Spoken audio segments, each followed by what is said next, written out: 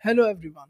In this video, we learn how to search for a word in Google Docs and replace. First step, on the top, click on Edit, click on Find and Replace. Now, in first box,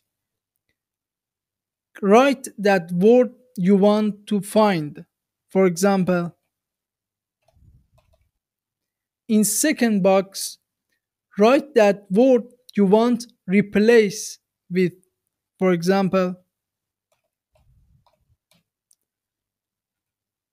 now we have a two blue button, next and previous.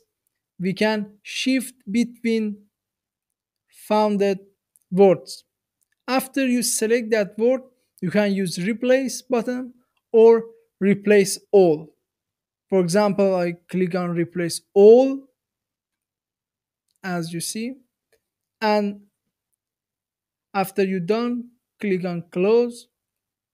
Also, we can use shortcut to access these tools. For example, on Windows, Control plus H, and on Mac, Command plus H. Control plus H, as you see.